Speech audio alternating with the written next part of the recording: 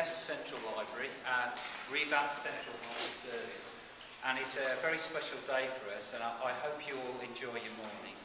I'd like to introduce the City Mayor, Peter Soulsby, who I'm very delighted will take the opportunity to officially open the library for us today. Thank you.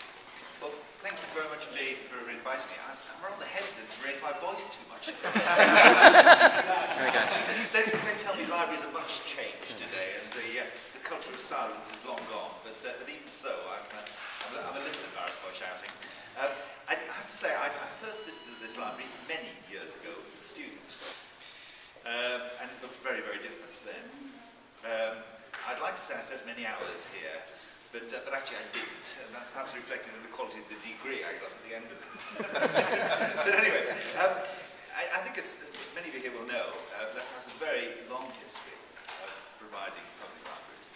It goes back before this building was provided, of course, because the Guildhall had the town library, and there are still aspects of that still there. But of course, this particular building dates back to Andrew Carnegie's gift in 1905. And of course, I think we're well aware of the role he played in the establishment of cultural facilities in general, and it's very grateful for what he did for the city at that time. And of course, since then, the service has spread over to Beaver Street, that's a site over there, and of course, the music provision has been in various different places, I think, around the city in the intervening years. And it has been a long time since the service worked conveniently together as they now are. Under this one roof. I think the impetus for this change, as I think as we all know, was the very tough financial climate that the council found itself in 2009. And that led to an amalgamation plan that was agreed in February 2010, over a year ago now, and a period of public consultation that followed from that. The project itself here, I understand actually was only commenced back in December of last year, so it was really quite a dramatic and swift transformation that's taken place. And of course there was the temporary joint service run in the old Central Library in the intervening period through to March. I think it's perhaps worth just saying something about what's been involved in doing this. It will lead to some savings, some very substantial savings, which of course are very welcome. But what it's done, and I think it's been done very imaginatively, is to lead to a rethink of the role of the Central Library. What sort of Central Library we want in the 21st century. And it's led to an integration of the services, modernisation of the way in which we interface with the public, and has taken on board a lot of the key issues that came through the public consultation during the period running up to the actual decision being made. Further investment is now going to be possible as a result of the savings, and I think, for example, it's particularly significant that I think all 41 of the computers here are now scheduled for being replaced, so that they are the very latest in terms of what is available to the public. I think that's very much to be welcomed. As part of what's been done, as we look around us here, we've seen unused staff areas brought back into use, which I think substantially increased the availability of public space. We've got, obviously, and you've just got to look around to see it, a lighter, brighter feel to the whole of the building, with the tall furniture now gone that I've remembered from my early days here, and a lot of natural light coming through this lovely feature of the window, but also to the very large windows that were part of the original design. Yes, no, of course we've got the Edwardian mosaic floor and the painted glass ceiling now as part of what we're able to see. And I'm even told that we have an attractive new fire escape, which I'm looking forward to see as we go around. That's not one of the pictures I've actually seen and inspected yet, but I'm looking forward to that. But of course, what it does do is it ensures that the historical spiral staircase is still on view, which is very much to be welcomed. I think we can all take pleasure in the fact that this has got a very positive response from the public, and it has. People are clearly enjoying using the library, and again some statistics. Apparently since the end of May, that's just over a month,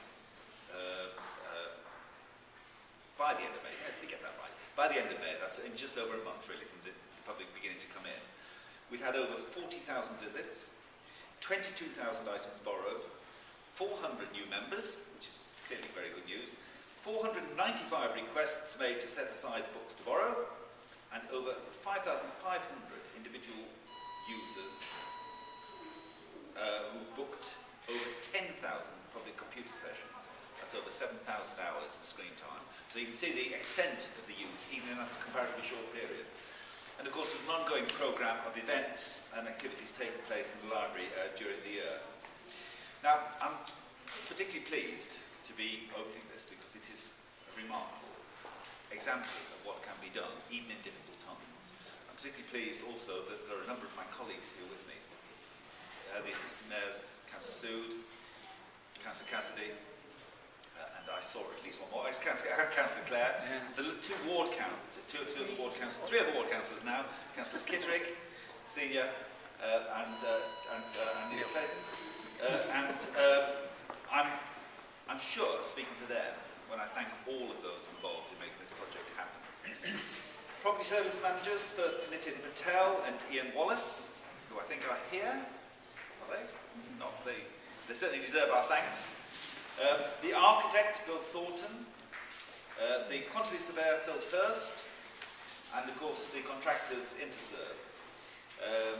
And the key staff, particularly Sean Pertill, Framework Contract Manager, John Skelton, and all of their in-house team. And last, but by no means least, all of the library's team. Because they worked together and made a huge effort, all of the Central Libraries team and the library's managers from across the city service, to bring this into reality. So thanks to all of those involved in making this happen, but finally, a very special vote of thanks to Lee Warner, who was the library's project manager to make it happen. So congratulations and well done, Lee, for putting the whole thing together. And very finally, and certainly by no means least, the project director, Adrian Wills, head of libraries, we do thank him for having the vision to see this through, to see the reality that we have with us here today. So it's a great pleasure to be here. Great pleasure to see what can be done, and a warm vote of thanks. I'm sure you all want to join me in giving to all of those involved in making it happen.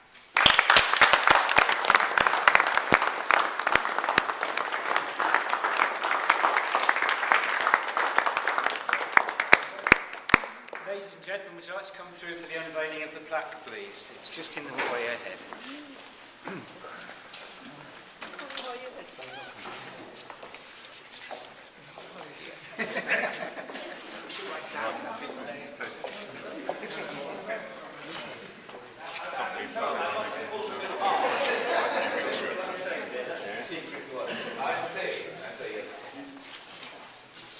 Two hands.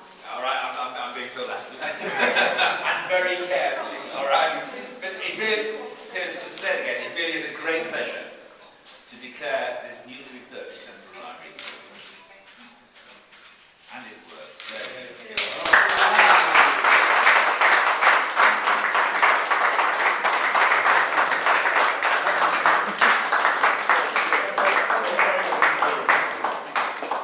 Right, ladies and gentlemen, that's the official part now, but what I'd like to invite you now to do is to come and see some of the work that's going on in the library and meet some of the people who are participating in a whole range of services.